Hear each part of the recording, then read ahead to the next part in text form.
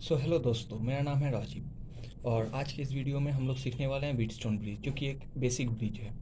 तो चलिए हम लोग इसका पहले सिग्निफिकेंस जान लेते हैं। तो ये यूज़ होता है कोई भी अननोन रेजिस्टेंस फाइंड करने में, और ये एक डीसी ब्रिज है। डीसी और एसी ब्रिज में यही डिफरेंस होता है कि डीसी ब्रिज में हम लोग जो सप्लाई देते हैं वो डीसी सप्लाई होता है, और एसी ब्रिज में जो सप्लाई देते हैं वो एसी सप्लाई होता है।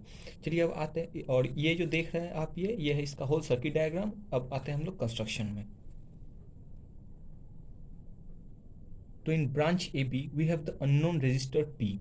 बेसिकली ये जो देख रहे हैं, मैं हर एक नोड का नाम दे दिया हूँ, ए बी सी और डी।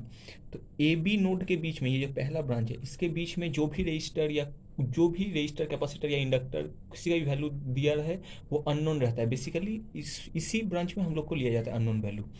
और ये बी सी, सी डी और ए डी का जो रजिस्टर का वैल्यू है वो सब हम लोग का नोन है। यही है ओवरऑल कंस्ट्रक्शन हम लोग का।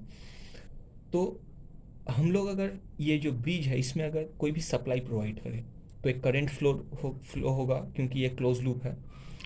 तो ये जो करंट है ये सप्लाई के लिए फ्लो हो रहा है। अब यहाँ पे जाके क्या होगा, दो करंट दो पार्ट में डिवाइड होगा। Let it be I one I two. और ये जो है गैल्वेनोमीटर, ये हम लोग का करेगा डिटेक्टर का काम। ये डिटेक्ट करता है करंट ब्रांच में कितना है। तो इस ब्रांच का करंट को हम लोग गैल्वेनोमीटर के अक्रॉस का करंट को आई जी ले लेते हैं।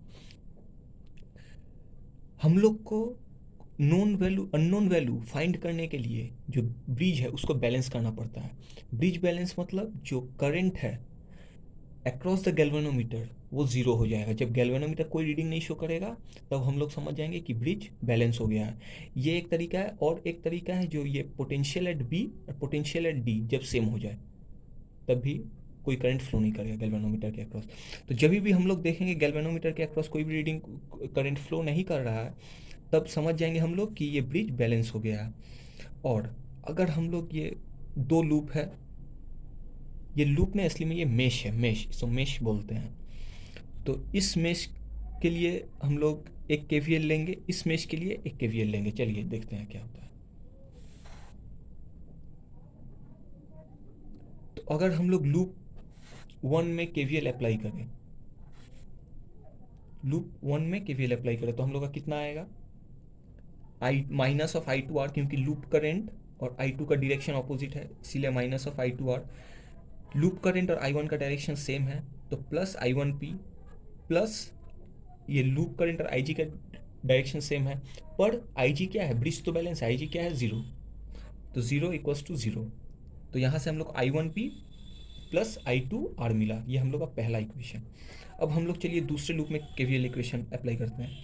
तो दूसरे लूप में जब हम अप्लाई करेंगे तो हम लोग को इसका करंट का तो वैल्यू पता नहीं है पहले से।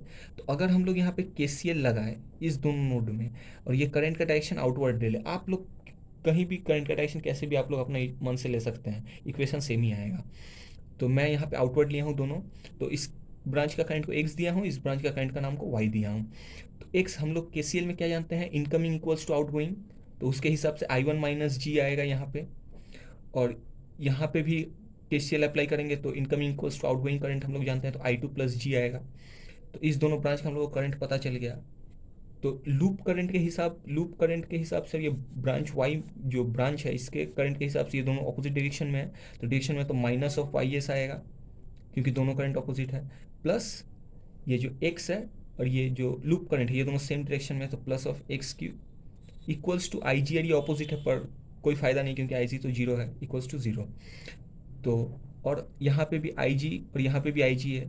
तो जब ब्रिज बैलेंस होगा तो ये भी जीरो हो जाएगा, तो X equals to I one हो जाएगा और Y equals to I two हो जाएगा। तो वही लिखा हुआ है, Y equals to I two, X equals to I one. तो आई वन की इक्वल्स टू आई टू, ऐसे हम लोग का दूसरा इक्वेशन बना। अब अगर हम लोग इस दोनों इक्वेशन को dividing equation one from two करें तो पी बाई की equals to R by S, यही होता है हम लोग का व्हीटस्टोन ब्रिज का बैलेंसिंग। जो फाइनल इक्वेशन है वो होता है P by Q equals to R by S. तो होप ये वीडियो आप लोग को समझ आया होगा, और ऐसे ही वीडियो मिलने के लिए बने रहिए मेरे साथ। और इसके बाद वाले वीडियो में हम लोग सीखेंगे स्टार टू डेल्टा कन्वर्शन और डेल्टा टू स्टार कन्वर्शन। और ये तीनों जो कंसेप्ट है, ये तीन कंसेप्ट से हम लोग पूरा एसी ब्रिज सॉल्व करना मैं आप लोग को सिखाऊंगा। So thank you. Like share and subscribe.